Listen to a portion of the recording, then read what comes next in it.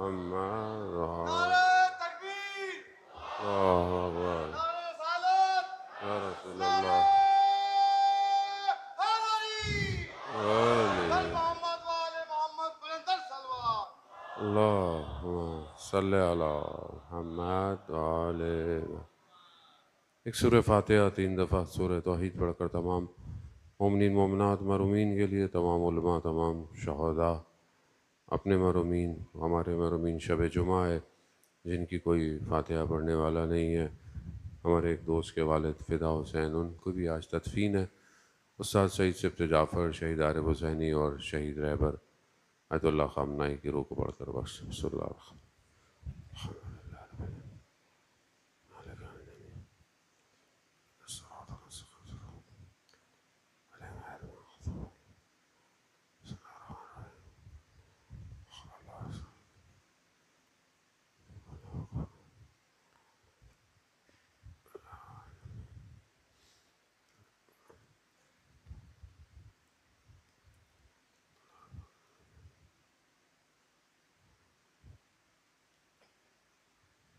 امام زمانہ کی سلامتی کے لیے بلند تر صلوات۔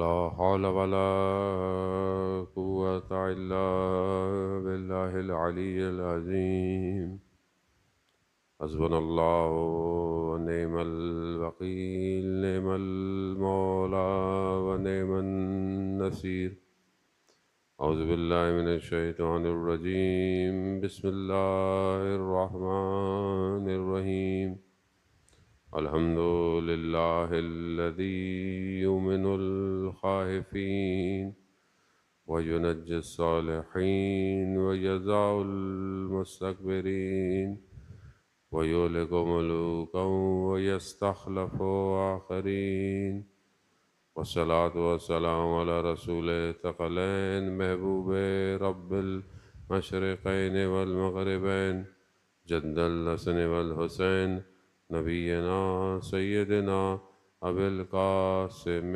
محمد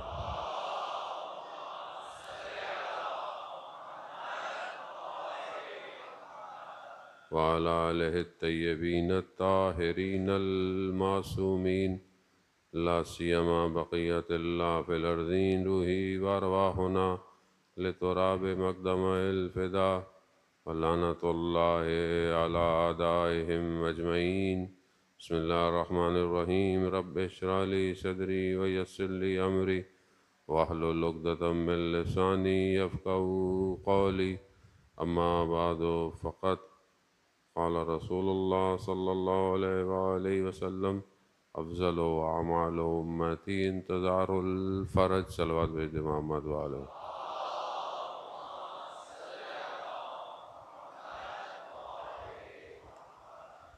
عزاداران سید الشہداء ماہ محرم الحرام کی دوسرا دن اور تیسری شب سید الشہداء علیہ السلام کا کارواں کربلا پہنچ چکا ہے۔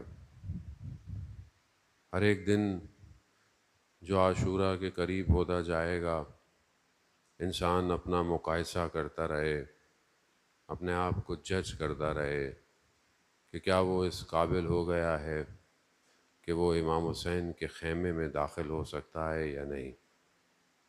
خیمہ آج بھی امام کا لگا ہوا ہے، حق اور باطل کا معرکہ آج بھی جاری ہے۔ انسان ظاہر یعنی مادے سے بھی پھنسا ہوا ہے اور انسان کا باطن اور نفس بھی اسے خواہشات میں جکڑ کے رکھا ہوا ہے۔ دونوں آزادیاں انسان کو چاہیے، آزاد ہوگا تو ہی اپنے امام تک پہنچے گا۔ کہیں بھی ذرا سی بھی کوئی اٹیچمنٹ، کوئی لگاؤ، کوئی چاہت انسان کو امام سے دور کر سکتی ہے۔ یہاں تک کہ ایک شخص جو امام کے پاس کربلا آیا اور اس نے امام سے یہی کہا کہ میں اس ایک شرط پہ آپ کے ساتھ رہوں گا کہ جب میں دیکھوں گا کہ اگر میرے وجود سے آپ کی جان بچے گی تو میں آپ کے ساتھ ہوں۔ امام نے کہا ٹھیک ہے، تمہاری مرضی ہے۔ کہا اگر میں یہ سمجھ پایا اپنی عقل سے کہ میری جان سے آپ کے ظاہر کو فائدہ نہیں ہو رہا تو میں چلا جاؤں۔ امام نے کہا تمہاری مرضی ہے۔ روز عاشورہ وہ امام کے پاس جب سب شہید ہو گئے تو وہ آیا، کہا مولا سب شہید ہو گئے، کچھ بچا نہیں ہے، میرے بھی مرنے سے آپ کو ظاہری کوئی بھی چیز فائدہ نہیں ہو سکتی، تو میں آپ سے اجازت چاہوں گا۔ امام نے تو نہ زبردستی کسی کو بلایا نہ کبھی کسی کو روکا۔ امام نے کہا تمہاری مرضی ہے۔ کہا تم جاؤ گے کیسے؟ کہا میں نے اپنا سواری یعنی اپنا گھوڑا خیموں کے پیچھے چھپا کے رکھا ہوا ہے۔ امام نے کہا ٹھیک ہے چلا جاؤ۔ کربلا کے واقعوں کا ایک راوی یہ خود شخص ہے، چلا گیا یہ۔ اب اس نے ظاہر کو دیکھا، اس نے باطن کربلا کو نہیں دیکھا تھا۔ باطن کربلا کو دیکھا ہوتا تو یہ اپنے بدن کے ٹکڑے کروا دیتا۔ کہیں نہ کہیں کوئی چیز ہوتی ہے کہ جو انسان اگر اس کی تربیت نہ کرے تو وہ اتنی بڑی ہو جاتی ہے کہ انسان اپنے امام کے مقابلے میں آ جاتا ہے۔ اور یہ بہت ضروری ہے کہ انسان جان محترم اپنی تربیت کرے، اپنے نفس کی طرف دیکھے۔ ساری جتنے بھی لوگ ائمہ علیہ الصلوۃ والسلام کے مقابلے میں آئے سب نفس کے شکار تھے۔ ایسا نہیں تھا کہ وہ جانتے نہیں تھے کہ یہ کون ہے، جانتے تھے کون ہے، ہر دور میں جانتے تھے۔ ہارون رشید کو دیکھیں آپ، خلیفہ ہے۔ مامون رشید کو دیکھیں آپ، خلیفہ ہے۔ جانتے نہیں تھے کہ ان کے مقام کیا ہیں۔ مامون بیٹا خود کہتا ہے کہ ایک دفعہ امام موسیٰ کاظم علیہ الصلوۃ والسلام کو بولا اللہم صلی علی محمد۔ امام کو بلایا اور امام کو بڑا احترام سے اپنی جگہ پہ امام کو بٹھایا، بہت عزت دی، ہدیہ دیا، واپس بھیج دیا۔ تو بیٹے نے کہا کہ آپ اگر ان کے مقام کو اتنا جانتے ہیں تو آپ ان کو دے کیوں نہیں دیتے جو ان کا اصل حق ہے؟ تو کہا اگر اس حکومت کے مقابلے میں تم بھی آؤ گے، یعنی سگی اولاد کو کہا تم بھی آؤ گے تو تمہاری بھی گردن اتار دوں گا۔ یعنی انسان اپنے نفس کا کتنا شکار ہے۔ مقام طلب کرنا، ڈیزگنیشن، پوسٹ، جائے گاہ ہونا، اس کے لیے مجھے کچھ بھی کرنا پڑے میں کروں گا۔ خوب یہ ایک نفسانی بیماری ہے انسان کی۔ انسان اپنے آپ کو جب کچھ سمجھنے لگ جائے تو یہ نہیں دیکھتا کہ سامنے کون ہے، بس اس کو اس مقام کو حفاظت کرنا۔ یہی چیز انسان کو بربادی کی طرف لے جاتی ہے۔ انسان اپنے گھر میں بھی یہی مقام سمجھتا ہے کہ میں خود بہت کچھ ہوں۔ اگر ایک گھر کا بڑا اگر اپنی انا کا شکار ہو جائے تو وہ اپنے گھر میں کسی کی بات نہیں سنتا، چاہے حق کی بات ہی کیوں نہ کر رہا ہو۔ اولاد بھی کوئی بات کر رہی ہو نہیں سنتا، گھر والے کوئی بات کر رہے ہو نہیں سنتا، اسے اپنی انا کو ٹھیس اچھی نہیں لگتی ہے، اور اسی کے اندر وہ چاہتا ہے کہ بس میں رول کروں، میں جو کہہ رہا ہوں وہی ہوگا۔ جبکہ انسان بہرحال انسان کو ہر کسی کی سننی چاہیے، ٹھیک ہے مینیج کرنا ڈفرینٹ ہے مگر سننا تو چاہیے۔ یہی انا پرستی تھی جو کھا گئی اسلام کو، کھا گئی۔ کب تک زندہ رہنا تھا، کتنا زندہ رہنا تھا، مگر مقام انسان کو اس جگہ لے گیا کہ انسان روز محشر کہاں کھڑا ہوگا۔ نفس کو کنٹرول کرنا بہت ضروری ہے۔ انسان اپنے باطن کو انسان اگر بہتر نہ کرے تو انسان کسی طاغوت کا مقابلہ نہیں کر سکتا۔ انسان کے اپنے اندر کمزوری پائے جائے تو وہ جب کھڑا ہوتا ہے، اچھا جو اس کے اندر ضعف ہو، کمزوری ہو، سامنے والے کو بھی پتا ہوتا ہے اس کی کمزوری کیا ہے، تو اسی کمزوری سے وہ کھیلتے ہیں۔ آج معاشرے میں جب برائی پھیلائی جاتی ہے، برائی کی تشہیر کی جاتی ہے، وہ کیوں کی جاتی ہے؟ کہ کتنے لوگ اس سے آلودہ ہوں گے، کتنے لوگ اس سے گر جائیں گے۔ شیطان کا جو ڈیزائن کیا ہوا سسٹم ہے وہ بڑا پیچیدہ ہے۔ آپ یہ نہ سمجھے کہ شیطان کو میرے سے کیا لینا دینا، شیطان کو سب سے لینا دینا ہے۔ شیطان نے خدا سے اس وقت جب اسے دھتکارا جا رہا تھا، اسے راندا جا رہا تھا، اسے نکالا جا رہا تھا، اس نے کیا کیا؟ اس نے کہا مجھے اجازت دیں کہ میں یہ جو آدم کو آپ نے بنایا ہے، میں اس میں نفوذ کر سکوں، میں اس میں پینیٹریٹ کر سکوں۔ بغض اس کے دل میں اس دن سے ہے، کیونکہ وہ خود ایک مقام چاہتا تھا۔ شیطان کا مسئلہ کیا تھا؟ شیطان کا مسئلہ وہ مقام تھا، وہ مقام تھا کہ جو اللہ سبحانہ و تعالیٰ نے جناب آدم کو عطا کیا۔ یہ بھی تو یہی چاہتا تھا کہ آخر یہ ایک خاک سے بنی ہوئی چیز کو، مٹی سے بنی ہوئی چیز کو اللہ اتنا بڑا مقام دے رہا ہے کہ کہہ رہا ہے اس کو سجدہ کرو۔ وہاں اس کی انا کو ٹھیس پہنچ رہا تھا کہ میں جو اتنے ہزار سالوں سے عبادت کر رہا ہوں، میں جو اتنا جو استاد بنا ہوا ہوں، میں نے کہاں سجدے نہیں کیے اس نے۔ وہ بھی کچھ چاہتا تھا، وہ بھی کوئی چیز اس نے سنی تو ہوگی کہیں نہ کہیں کہ کوئی مقام ہے، کوئی نہ کوئی چیز ہے، لیکن جب اسے پتہ چلا کہ یہ مقام مجھے تو نہیں مل رہا، اس نے انکار کر دیا۔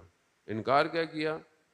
نکال دیا گیا۔ نکالتے وقت اس نے کہا کہ مجھے اس میں مہلت دے۔ خدا نے مہلت دی اسے۔ اچھا یہ بھی ذہن میں رکھ، شیطان اللہ کا انکار نہیں کیا، اس نے اللہ کی وحدانیت کا انکار نہیں کیا۔ خدا کو جانتا، خدا کو مانتا ہے۔ انکار کس کا کیا؟ ولی کا انکار کیا، اللہ کی ولی کا انکار کیا۔ تو ولایت کا انکار ابلیس بنا دیتا ہے۔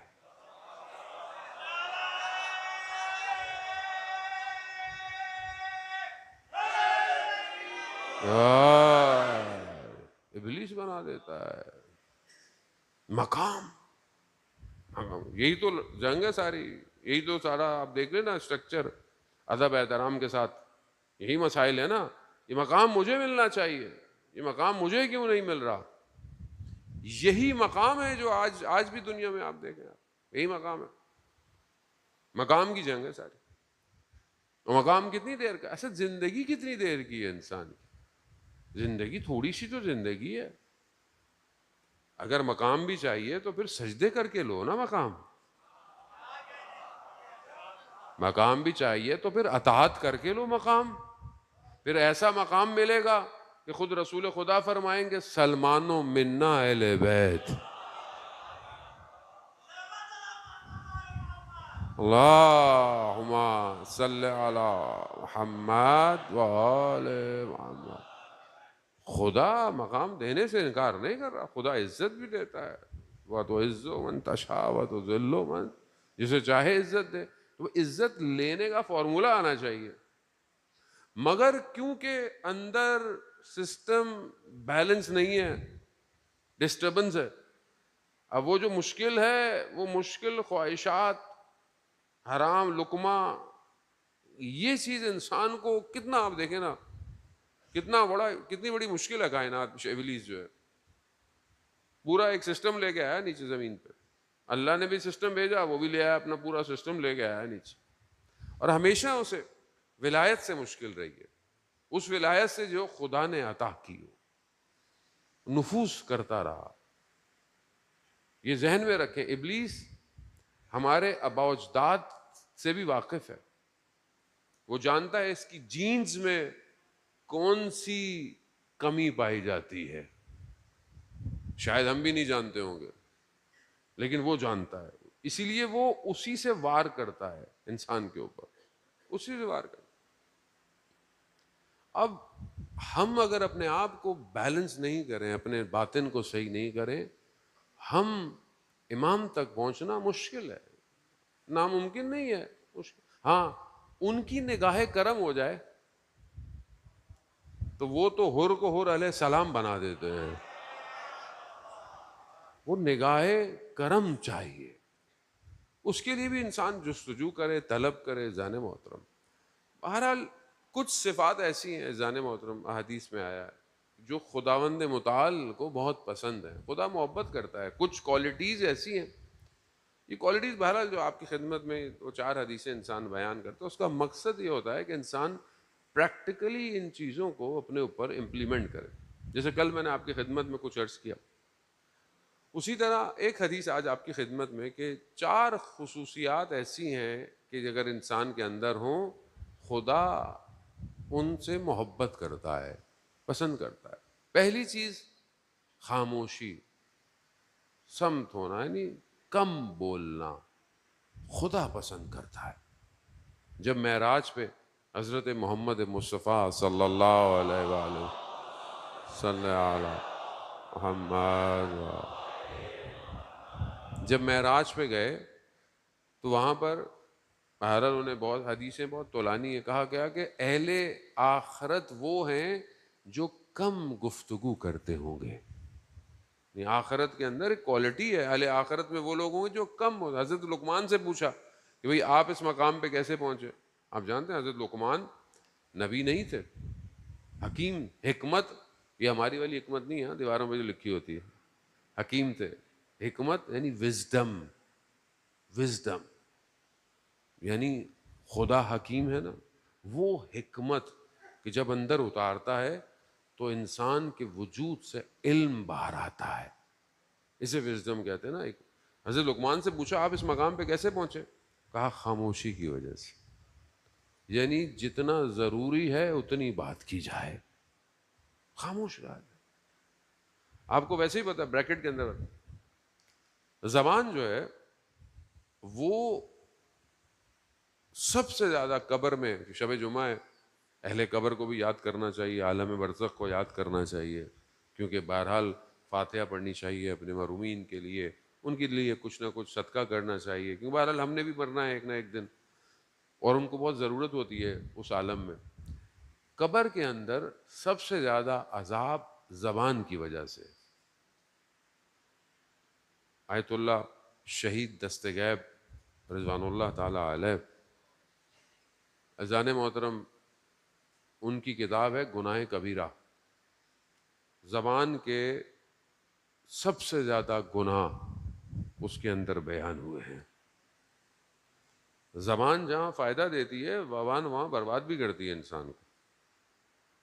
تو اگر انسان اس کو کنٹرول کرے،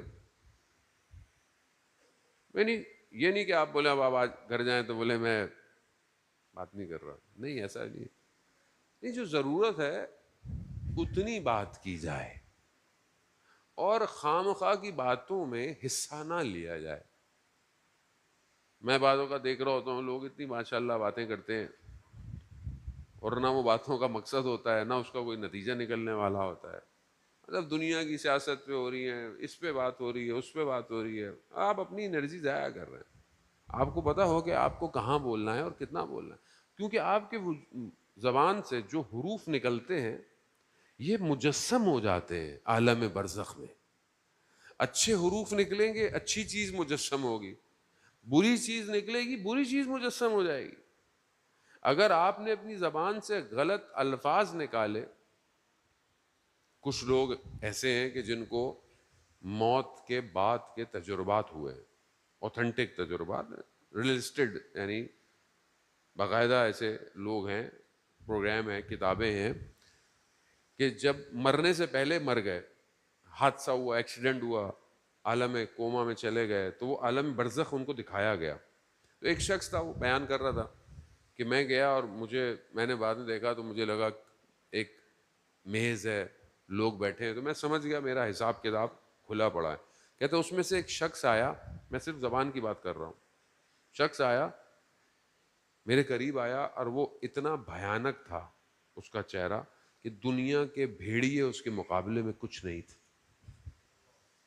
وہ کہتا جب وہ بات کر رہا تھا تو کہتا دیکھیں میرے رونگٹے کھڑے ہو رہے ہیں، اتنا اس کا بھیانک چہرہ تھا. اس نے مجھ سے کچھ نہیں کہا، صرف اتنا کہا تم اپنی زوجہ کو جس نام سے پکارتے ہو وہ کیوں پکارتے ہو؟ لوگ ہیں نا جو مذاق اڑاتے ہیں، نام رکھے ہوئے ہوتے ہیں، ایسے نام سے اس کو پکارتے ہیں، چھوٹے موٹے جو بھی، بہرحال دوستوں میں بھی ایسے ہی ہوتے ہیں. اب وہ اندر سے انسان برا مانتا ہے لیکن بول نہیں پاتا. اور گھر کے اندر اگر آپ کسی کے ساتھ تمسخر کرتے ہیں تو بہت سارے لوگ نہیں بول پاتے ہیں کہ یہ والد صاحب کیا کہہ رہے ہیں یا میرے کسی کے شوہر کچھ کہہ رہا ہو. تو کہا اس نے صرف مجھے اتنا کہا, بس کچھ نہیں کہا. واپس آ گیا, یعنی جب دوبارہ کوما سے واپس آیا, ایک حروف زبان سے کسی کو تکلیف دے دے, روح زخمی ہو جاتی ہے. اور میں اپنی بات کر رہا ہوں, یقیناً آپ ایسا نہیں کرتے, کیا کیا لوگوں کو بولتے رہتے ہیں. گاڑی گزر گئی, پتہ نہیں کس کو ہم نے کیا کیا بول دیا, اس نے سنا بھی نہیں, لیکن ہمارے کھاتے میں لکھا, ہو گیا, پورا پیکج ہو گیا آپ کا. کون قیامت والے دن اس کو مٹائے گا؟ آپ کو پتہ ہے جب کہیں بیٹھے ہوئے اگر آپ کسی کی انسلٹ کر دیں تو آپ اکیلے میں معافی مانگتے ہیں, فائدہ نہیں ہوتا. آپ کو لوگوں کے درمیان میں معافی مانگنی پڑے گی تو معافی قبول ہے. تو کون سی کوالٹی ہے؟ حدیث میں ہے خاموش رہو, کم بولو. آیت اللہ عظمہ بہجت. اچھا, ہم بعض وقت پڑھتے ہوئے ڈرتے ہیں. پچھلے دفعہ ایک صاحب نے مجھے بتایا کہ کسی کے بارے میں کہ بھائی وہ بات نہیں کر رہے ہیں. میں کافی دن سے مجھے بات بھی کرنی تھی, میں بات نہیں کر پایا ان سے. ان کے گھر والوں نے مجھے بولا کہ مولانا صاحب وہ یہ کہتے ہیں کہ آیت اللہ قاضی اپنے زبان میں پتھر رکھتے تھے تو وہ بات نہیں کر رہے تھے, انہوں نے بات کرنا چھوڑ دی. بھائی وہ بہرحال وہ مقام ہم 100 اس لیے کہتے ہیں کہ انسان 10 پہ عمل کرے, 100 پہ عمل نہ کرے, 10 پہ عمل کرے کہ بہرحال انسان معاشرہ سازی کرے. آیت اللہ عظمہ بہجت کا زبان کا روزہ رکھتے تھے, خاموش, جو ضرورت ہے وہ بولو, نہیں ہے تو لکھ کے دے دو. کیونکہ جب انسان خاموش ہوتا ہے تو برین ڈیٹا کو مینوپولیٹ کرتا ہے, تب کچھ ڈاؤن لوڈ ہوگا. جب آپ اور میں ہر وقت بولتے ہی رہیں گے, آج کل کا بولنا زبان سے کم موبائل سے زیادہ ہے, انگلیوں سے زیادہ ہے, تو یہ بھی بولنا ہی کاؤنٹ ہوتا ہے. جب آپ اپنے آپ کو تھوڑا سا گیپ دیں نا, ہماری زندگی میں سوچنے کا ٹائم نہیں ہے, تفکر کا ٹائم نہیں. ہم نے اپنے برین کو اتنا ایکٹیویٹ کر دیا, یہ سوتے ہوئے بھی جاگ رہا ہے. اتنا ڈیٹا ہم اس کے اندر ڈال رہے ہیں, یا زبان سے بول رہے ہیں, یا آنکھوں سے دیکھ رہے ہیں, یا کانوں سے سن رہے ہیں. انسٹاگرام, ٹک ٹاک, یہ سب اسنیپ چیٹ, اتنا ہم نے اپنے آپ کو آکوپائڈ کر لیا ہے کہ ہمارے پاس خلوت نہیں ہے. ہم تفکر اور فکر کے مراحل سے دور ہو گئے ہیں. فکر کریں گے تو معاشرہ بنائیں گے, فکر ہی نہیں ہے ہمارے پاس, تفکر ہی نہیں ہے ہمارے پاس, سوچ ہی نہیں رہے, برین ہی نہیں ہے ہمارے پاس. تو یہ کوالٹی صرف آخرت کے لیے نہیں ہے, دنیا کے لیے بھی ہے. جانے موت, آپ کے سامنے جو کم بولتا ہے وہ بڑا بردبار ہوتا ہے.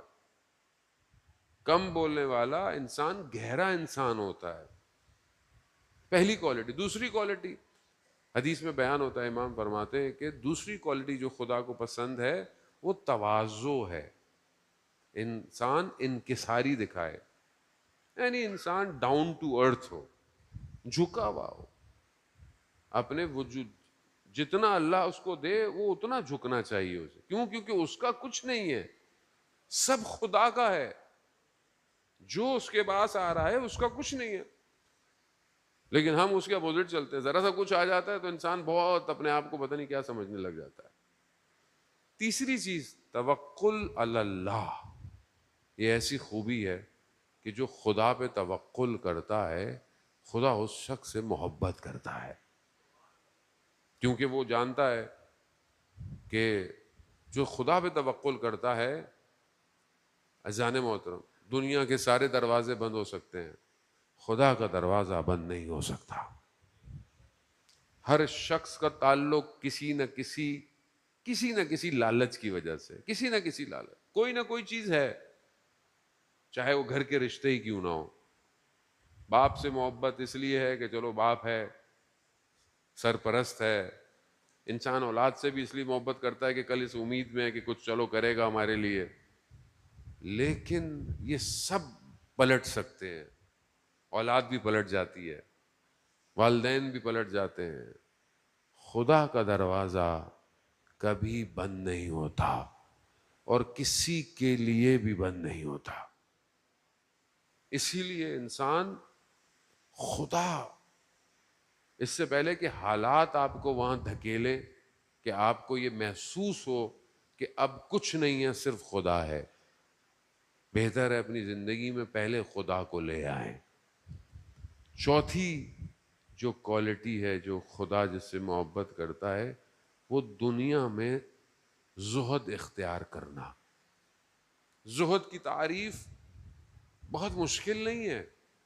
زہد کی تعریف ترک دنیا نہیں ہے کہ دنیا چھوڑ دوں، میں دنیا ترک کر دوں، میں ربانیت اختیار کر، نہیں، یہ ریکوائرڈ نہیں ہے کہ میں گھر کو چھوڑ دوں، میں کسی اور کاموں میں لگ جاؤں، میں مداروں میں چلا جاؤں. نہیں، یہ زہد نہیں ہے. زہد یہ ہے کہ دنیا ہو، دل دنیا میں نہیں ہونا چاہیے. زہد کی تعریف ہی یہی ہے. اگر یہ کوالٹیز، خاموشی، کم بولنا، تواضع، جھکا ہوا رہے انسان خدا کی بارگاہ میں، ڈاؤن ٹو ارتھ رہے لوگوں کے سامنے، توکل اللہ کرتا ہو، اور دنیا سے رغبت نہ کرتا ہو، دنیا سے اٹیچ نہ ہو. دیکھیں یہ باتیں آپ کو خود سولو کرنی پڑیں گی. دنیا آپ کو نہیں موقع دے گی باتیں سیکھنے کا. قال امام جب تک آپ کی زندگی میں آئے گا تبھی تو آپ کو اثر پیدا ہوگا. آپ کو خود اپنے لیے یہ اینالائز کرنا ہے کہ یہ جو دنیا کی لذتیں جس کے پیچھے میں بھاگ رہا ہوں، یہ کتنی دیر کی لذتیں ہیں. نہج البلاغہ میں ایک خطبہ ہے مولا کائنات حضرت علی ابن ابی طالب علیہ السلام، ہما صلی علی محمد. امام فرماتے کہ مومن وہ ہے کہ جب کوئی کام کرنا چاہتا ہے تو اس کام سے پہلے اس کام کا نتیجہ آخرت میں دیکھتا ہے کہ جیسے جو میں کر رہا ہوں اس کا آخرت میں میرا کیا نتیجہ ہے. کہا مومن اس نتیجے کو دیکھتا ہے پھر اس کام کو انجام دیتا ہے. ایمان لانا آسان ہے، مومن بننا مشکل ہے.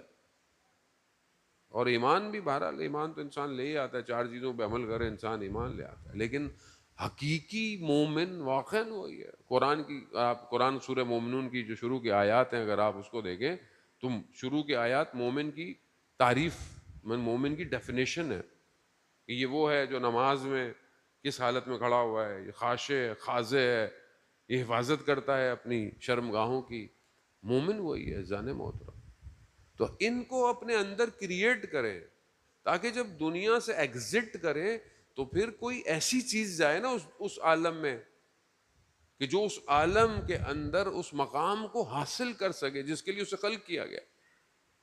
ہمیں صرف دنیا کے لیے خلق نہیں کیا گیا، ہمیں آخرت کے لیے خلق کیا گیا، لیکن اس دنیا سے گزر کے جانا ہے. امام سید الشہداء علیہ السلام نے، آپ دیکھیں کہ اصل دنیا کی ڈیفینیشن کو بدل دیا. ایک طرف دنیا مقام پرستی، مقام، ڈیزگنیشن، پوسٹ، سلطنت، ملکوت، یہ سب کچھ ہے. دوسری طرف امام نے دشت کربلا میں ایک دنیا کا فارمولہ دیا کہ اگر زندہ رہنا ہے تو ایسے زندہ رہو، اقتدار بھی ہو، قدریں بھی ہوں، سب کچھ ہو، مگر زندگی خدا کے لیے ہو.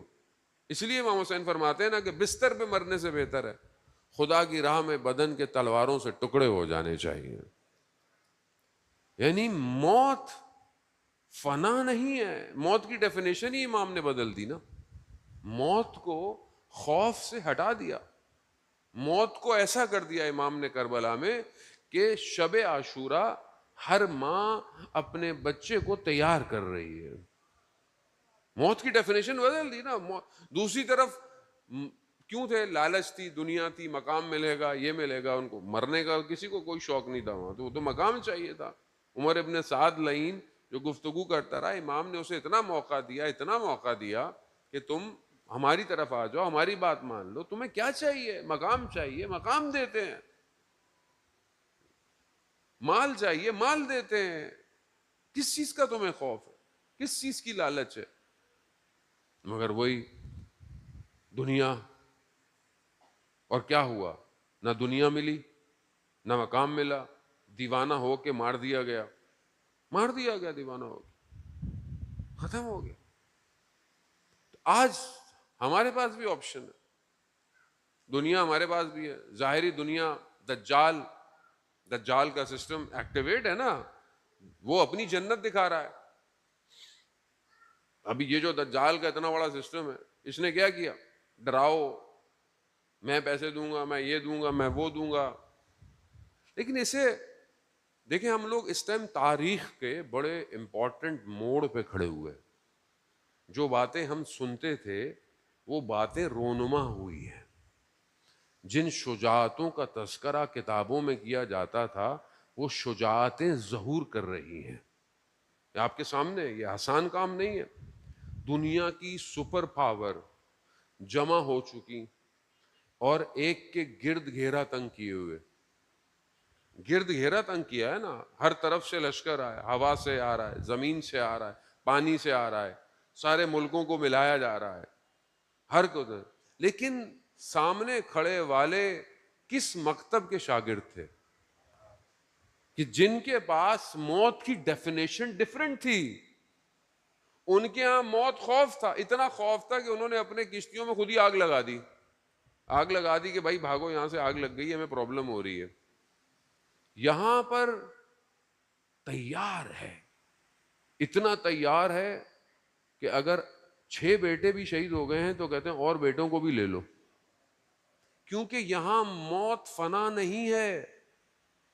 آپ خود سوچیں کہ رہبر شہید انسان ہے، ایج ہے، انسان دنیا سے تو جانا ہے نا، انکار تو نہیں کر سکتے.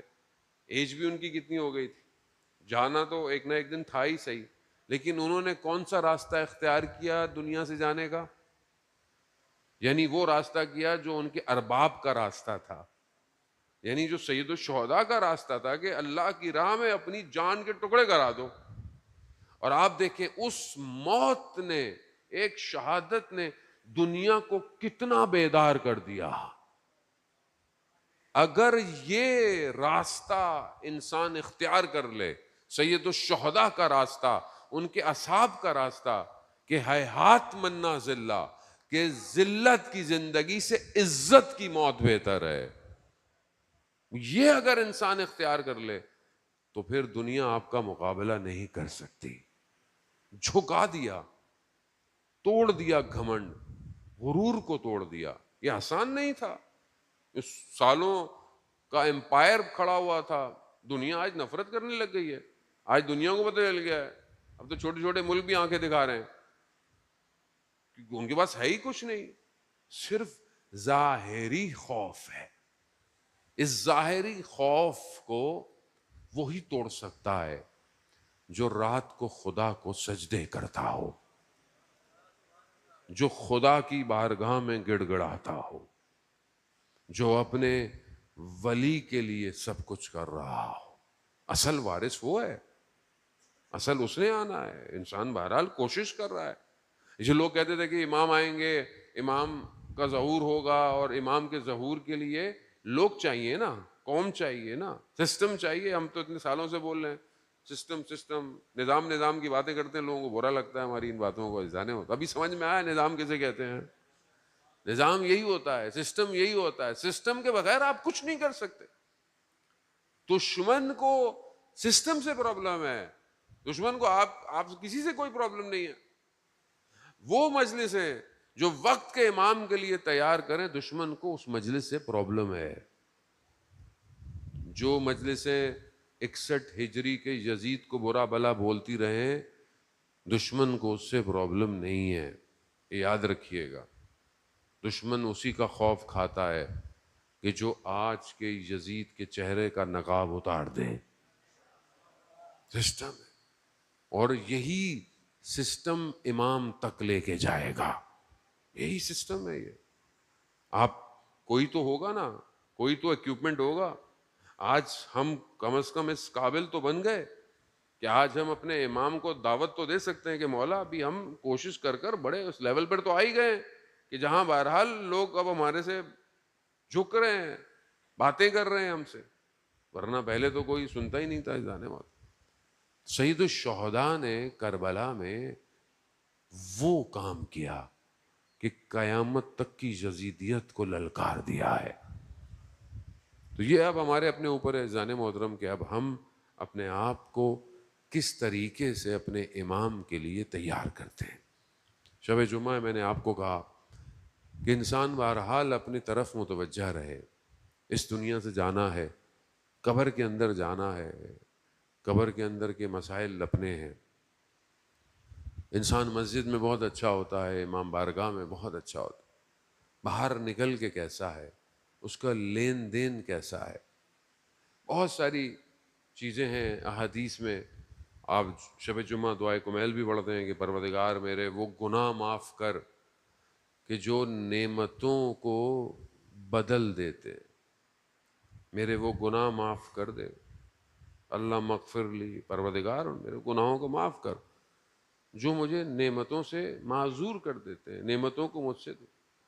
کچھ ایسے کام ہیں حدیث کی روشنی میں کہ جو انسان سے توفیقات کو کھینچ لیتے ہیں، چیزوں کو، نعمتوں کو بدل دیتے ہیں۔ ہم اکثر لوگ پریشان ہوتے ہیں کہ یہ مشکل ہو گئی زندگی میں، یہ مشکل ہو گئی۔ انسان وظیفے ڈھونڈ رہا ہوتا ہے، عمل ڈھونڈ رہا ہوتا ہے، لیکن اس کو یہ خود دیکھنا چاہیے کہ وہ کوئی ایسا کام تو نہیں کر رہا جس کی وجہ سے یہ نعمت اس سے چلی گئی ہے۔ پہلی چیز جو ہے وہ لوگوں میں تجاوز کرنا، لوگوں کے حق کو کھانا کسی بھی طریقے سے۔ چلتے چلتے آپ نے کوئی ایسا کام کیا، کسی کا حق کھایا، آپ نے کھایا۔ آپ اپنے گھر کے آگے آپ نے کچھ ایسا کر لیا کہ دوسرے بار ہمسائے کا حق کھا لیا۔ انسان ایسے ہی ہے، انسان کہیں جاب کرتا ہے، کام کرتا ہے، کسی کا حق کھایا۔ یہ پہلا چیز ہے کہ جب آپ لوگوں کے حقوق کو تجاوز کرتے ہیں، خدا نعمتوں کو بدل دیتا ہے، نعمتوں کو بدل۔ دوسری چیز، اگر انسان شکر نہ کرے، شکر اگر انسان نہ کرے تو خدا نعمتوں کو بدل دیتا ہے۔ قرآن کی آیت بھی ہے، تم جتنا شکر کرو گے ہم اتنا نعمتوں میں اضافہ کریں گے۔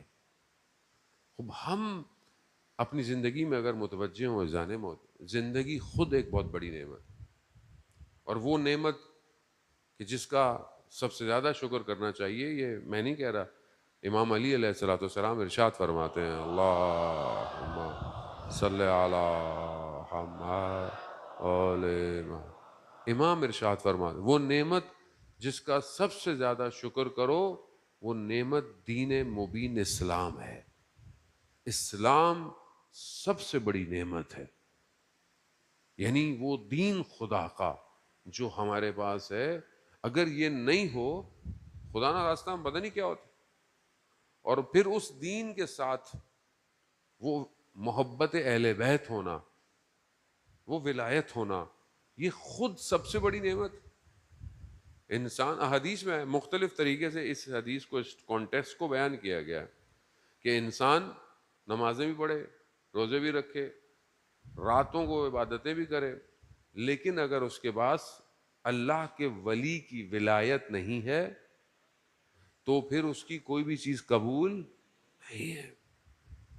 اور اسی کانٹیکسٹ کو جو امام جعفر صادق علیہ الصلوۃ والسلام بیان کرتے ہیں، اللہم صلی علی محمد،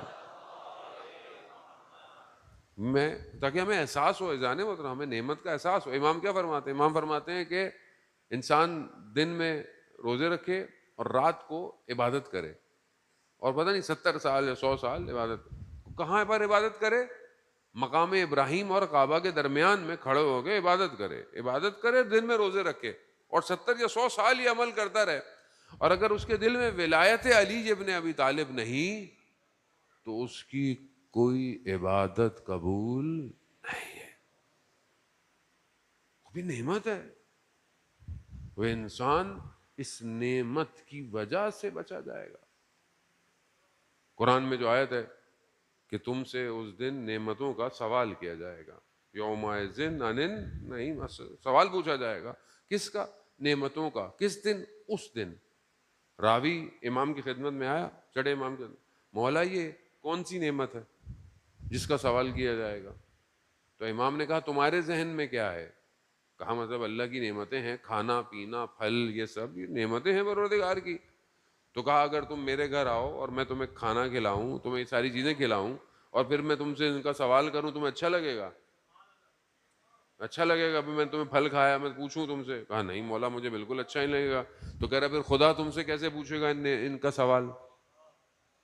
تو کہا پھر یہ کون سی نعمت ہے مولا جس کا سوال کیا جائے گا؟ کہا نحنو نعمت اللہ، ہم اللہ کی نعمت ہیں. اللہم صلی علی محمد وآلہ. شکر.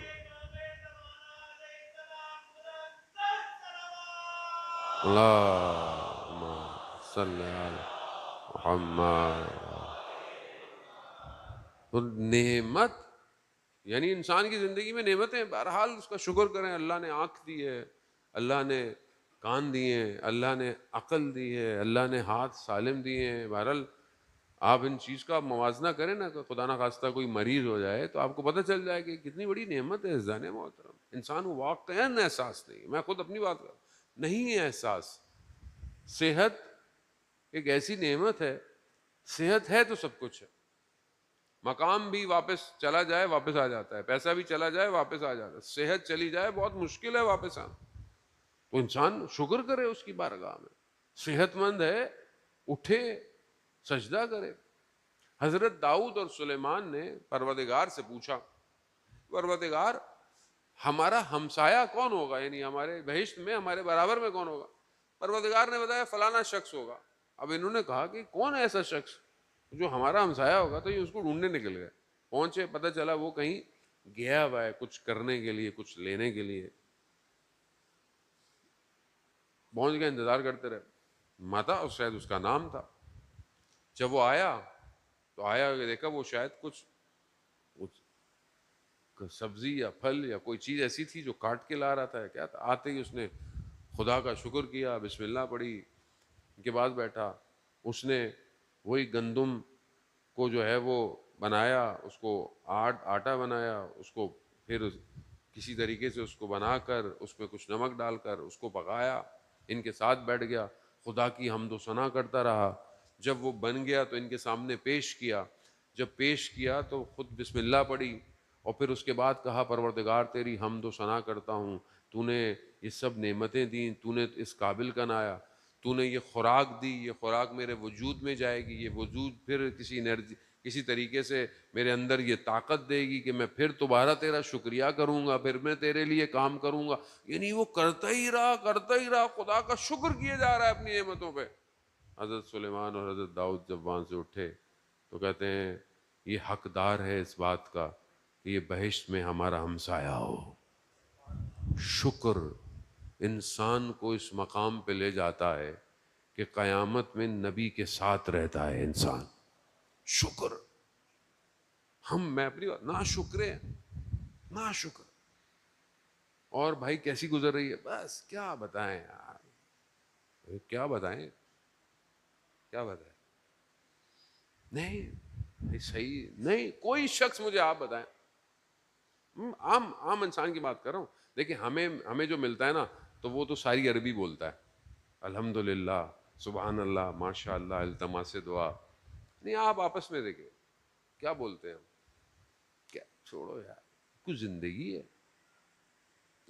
میں جانتا ہوں پریشانیاں ہیں، مشکلات ہیں، سائیکولوجیکل ایشوز ہیں، معاشرے کے سب ہے، مگر شکر کتنا ہے. خدا مجلس میں آئے انسان شکر کرے. جانے بہت بڑی نعمت ہے یہ، آپ کو مجھے اندازہ نہیں ہے. ابھی روز محشر آپ کا بیٹھنا آپ کو مقام دکھائے گا یا آپ کہاں بیٹھے تھے. وہ جگہ تھی جہاں ملائکہ آتے ہوں. ہماری وجہ سے تھوڑی کوئی آ رہا ہے. یہ تو ان کا ذکر ہے جس نے اس مجلسوں کو زینت بخشی ہوئی ہے، ان کا ذکر ہے یہ. وہ چھوٹے چھوٹے بچے، وہ آپ نے واقعہ بہت مشہور ہے، واقعہ سنا. ایک عالم دین مشہور تھے، مجلسیں پڑھتے تھے، جاتے تھے. کسی جو بچوں نے کہہ دیا ہماری مجلس پڑھیں، خیر مجلس تو پڑھ دی انہوں نے، لیکن وہ اٹھ کے چلے گئے فوراً، جلدی جلدی جانا ہے. کبھی کبھی ہم سے بھی غلطیاں ہو جاتی ہیں، لوگ کہتے ہیں مولانا صاحب چائے پی لیں، یہ پی لیں. بہرحال میں ہاتھ جوڑ کے، مجبوری ہوتی ہے بعض اوقات انسان کی، نہیں کر پاتا. لوگ بہت محبت کرتے ہیں، مولانا صاحب ہمارے گھر آ جائیں. بہرحال شیڈیول ٹف ہے. بہرحال آپ یقین کریں جو ہے وہ انسان بہرحال کمزور ہے اور ہم کوشش پوری کرتے ہیں کہ ہمارے اندر طاقت رہے، انرجی رہے. بہرحال انسان کمزور ہے، ضعیف ہے، باڈی سسٹین نہیں کر پاتی ہے. آپ دیکھیں وہ عالم دین اٹھ کے چلے گئے خواب میں. جناب سیدہ سلام اللہ علیہ تشریف صلی علی عالم دین کے خواب میں بی بی تشریف لائیں. کہا تم ہماری مجلس میں نہیں آئے؟ کہا بی بی، کہا بچوں کی مجلس؟ کہا بی بی میں آیا تھا. کہا نہیں مگر تم چائے پیے بغیر چلے گئے. کہا چائے وہ ہم نے بنائی تھی، یعنی ہمیں اندازہ نہیں ہے جانے محترم. بس چھوٹا سا بچہ بعض اوقات کھڑا ہوا ہو پانی کا گلاس لے کر، آپ اس کے خلوص کو دنیا کے خزانوں سے ناپ نہیں سکتے، نہیں ناپ سکتے. وہ عشق حسین میں کھڑا ہوا ہے، وہ کربلا والوں کے لیے کھڑا ہوا پانی پلا رہا ہے. اس کی قیمت دنیا نہیں لگا سکتی، بے شک آپ کی بڑی بڑی سبیلیں ہوں. یہ شکر ہے. اللہ نے اپنے والدین کا شکریہ کیا کریں، اپنے آبا اجداد کا شکریہ کیا کریں گے جنہوں نے ہمیں اس قابل بنایا کہ ہم ممبر امام حسین کے پاس آتے ہیں. کہ ہم جو یہاں بیٹھے ہوئے اس میں ہمارا کمال نہیں ہے، یہ ہماری ماں کی تربیت کا کمال ہے. عزیزان محترم، آج ہم بدل گئے ہیں، ہم نہیں رہے وہ جیسے وہ لوگ تھے. جو محرم آتا تھا اصل گھر میں پتہ چل جاتا تھا محرم آیا ہے. میں پہلے بھی ذکر کرتا ہوں، مجھے یاد ہے ہم جوان جب تک ہماری والدہ بہرحال ہماری جوانی میں چلی گئی، لیکن ہم اس جوانی تک ہمیں یاد ہے ہمارے گھر میں ٹی وی نہیں کھلتا تھا. اب تو خیر بہانے ہیں کیونکہ مجلسیں ٹی وی پہ آتی ہیں، سب آتا ہے. اس زمانے میں ظاہر نہیں آتا. گاؤں دیہاتوں میں چارپائیاں احترام میں الٹی کر دی جاتی تھیں، نہیں کرتے تھے. کھانے نہیں بنتے تھے اس طریقے سے. کیوں؟ کیونکہ سیدہ کا لال کربلا میں بھوکا اور پیاسا ہے.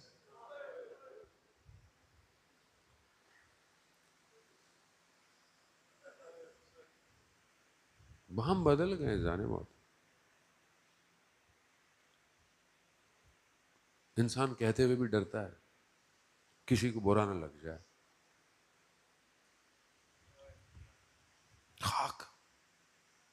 خاک ہو جائے انسان. 35 سال گریا کرتا رہا.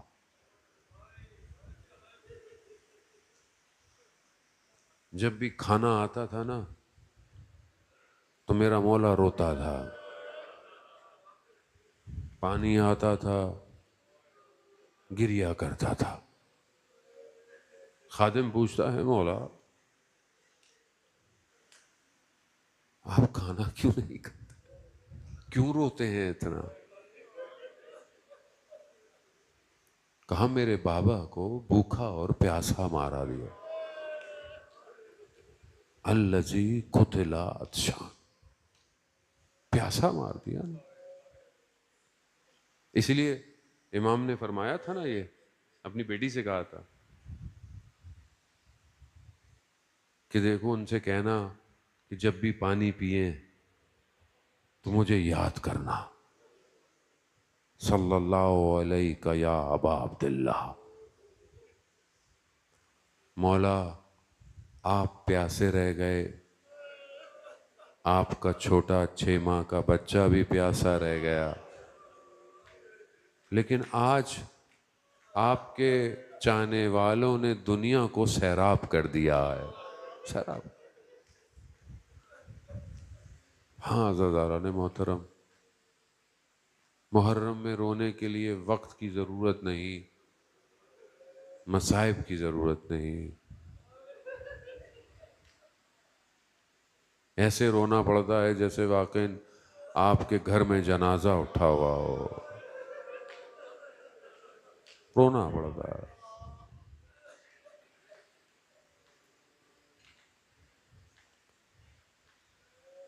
کارواں کہتے ہیں ایک مقام پہ پہنچا تو تکبیر بلند کی. امام نے کہا یہ تکبیر کیوں کہی؟ کہا دور نخلستان نظر آ رہا ہے. امام نے کہا جاؤ جا کر دیکھو. آگے گئے, کچھ لوگ واپس آئے, کہا نخلستان نہیں ہے, یہ تو نیزے ہیں.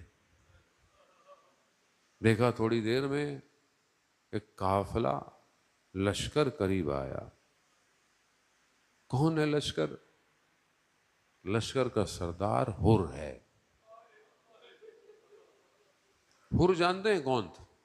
حر ایک ایسی شخصیت تھی جو مشہور تھی شجاعت میں. جیسے ہر دور میں دیکھا نا, جو خیبر میں بھی ایک شخص تھا, اسی طرح احد میں ایک شخص تھا عمر ابن عبدود, مشہور تھا نا, طاقتور تھا, لوگ جانتے تھے شجاع ترین شخص ہے, طاقتور شخص ہے. حر بھی کوفہ میں ایسا ہی تھا. یعنی جب پوچھا جائے کہ کوفہ میں سب سے طاقتور شجاعت ترین شخص کون ہے, کہا حر ہے.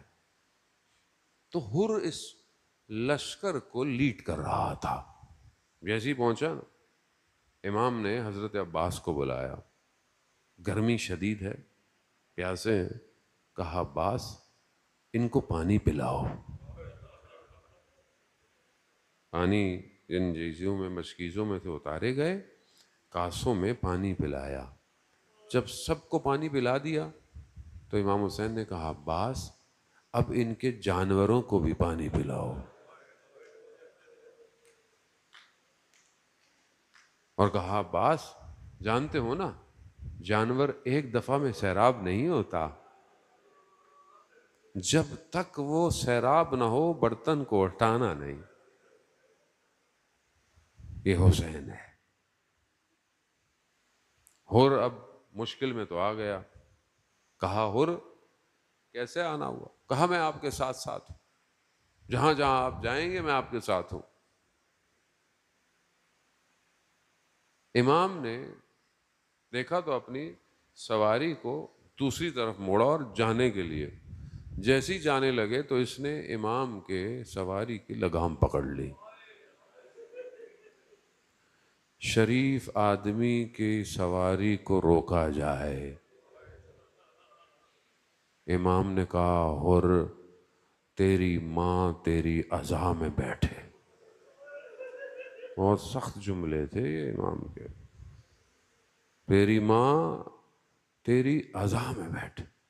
حر نے یہ سنا نا, کانپنے لگ گیا, ہاتھ جوڑے, کانپتا ہوا. کہا آپ نے تو میری ماں کے لیے کہہ دیا, مگر آپ کی والدہ کے لیے نام لینے کے لیے مجھے وضو کرنا پڑے گا. اللہ اکبر, اللہ اکبر. جناب سیادہ, ہم خطا کار ہیں بی بی. میں اپنی بات کرتا ہوں, یہ تو آپ کے بیٹے کے سوادار ہے, میں گناہ گار ہوں. بی بی ہم نے مولا کی سواری روکی نہیں.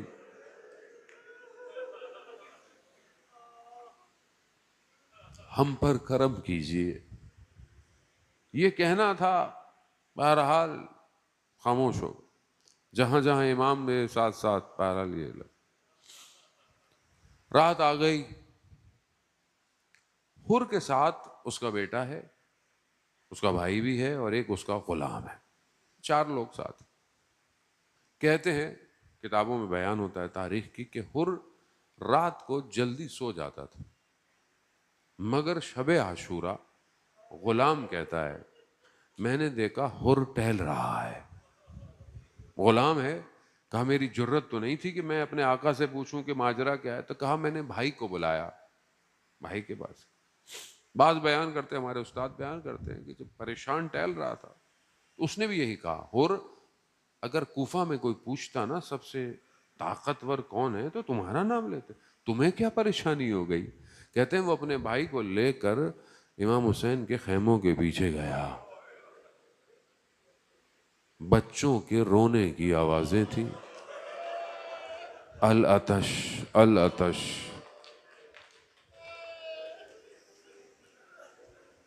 قرار نہیں تھا. اور کہتا ہے کہ قرار نہیں تھا کہ جنگ ہو، یہ قرار نہیں تھا.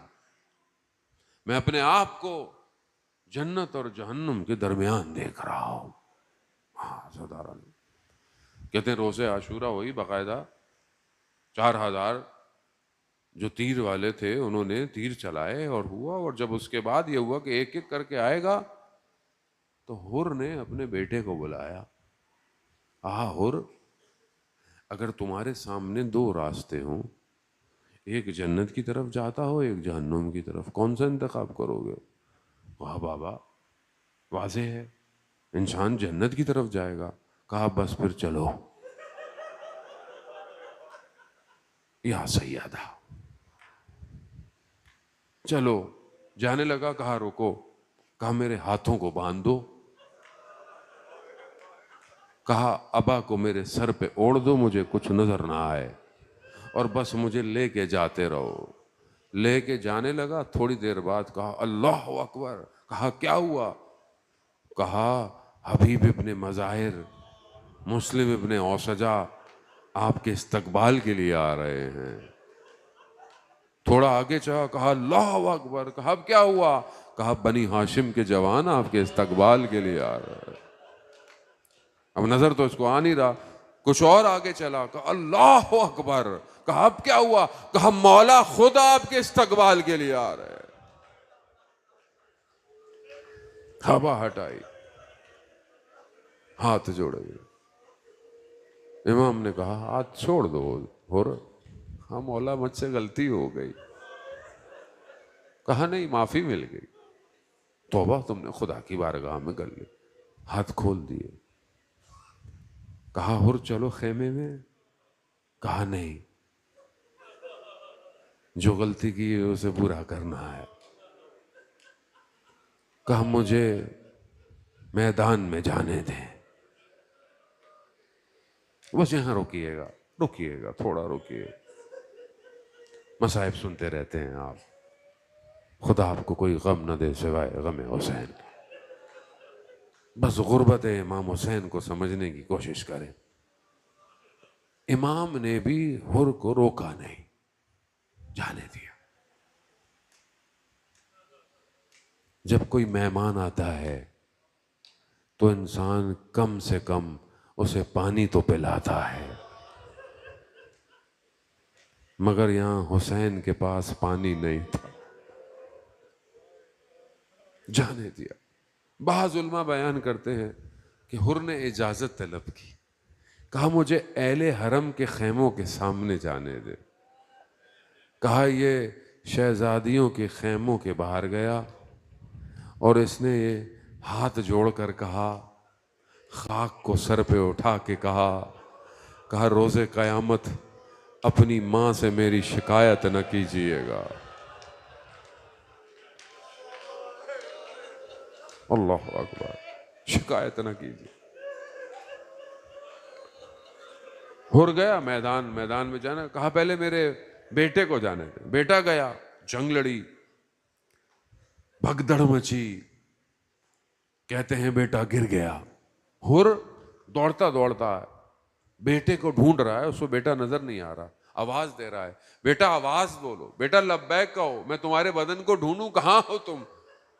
اچانک سے کیا دیکھتا ہے کہ بیٹے کا سر امام حسین کے زانوں پر. اللہ اکبر. اللہ اکبر.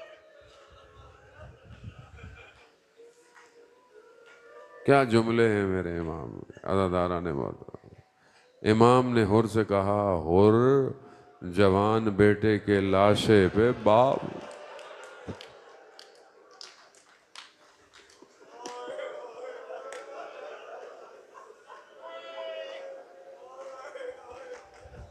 حر جوان بیٹے کے لاشے پر باپ نہیں آتا. میں کہوں گا حر کچھ دیر رک جاتے تو دیکھتے ایک باپ جوان بیٹے کے لاشے پر کیسے آتا ہے.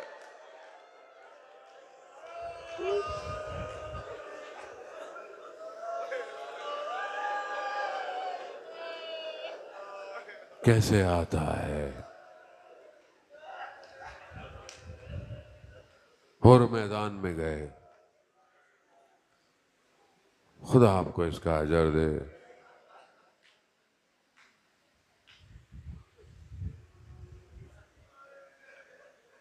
کسی نے مجھے آج میسج کیا بڑا عجیب سا.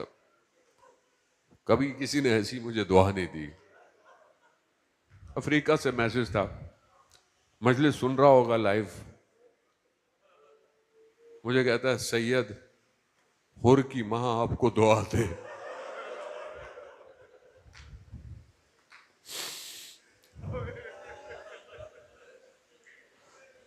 لڑتا لڑتا حر گر گیا. مولا اس کے بدن پہ پہنچے, اس کا سر بھی اپنے زانوں پہ رکھا. کتنے خوش نصیب تھے. حسین سب کے سروں کو اپنے زانوں پہ رکھ.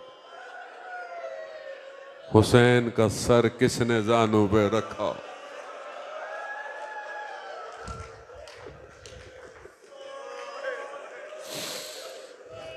حر کتنا بدل گیا. کیا کہا تھا امام نے؟ حر تیری ماں تیری عزا میں بیٹھے. اب کیا کہہ رہے ہیں؟ حر تمہاری ماں نے تمہارا نام کتنا اچھا رکھا ہے. حر یعنی آزاد. حر تم آزاد ہو گئے. اور اپنے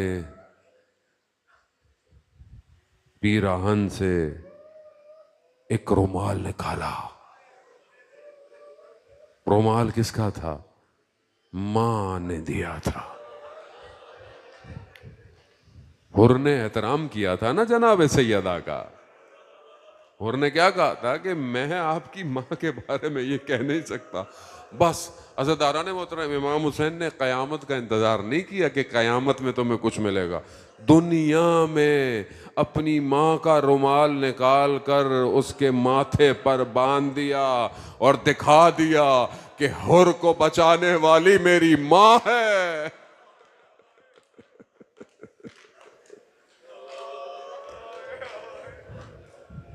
وہ ماں جو پہلی محرم کو مدینہ چھوڑ دیتی ہے,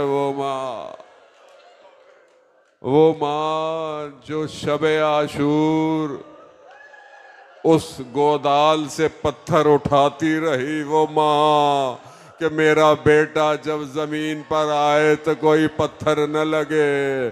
وہ ماں کہ جس نے پہلے وصیت کر دی ہو کہ گردن پر بوسے دے دینا, وہ ماں.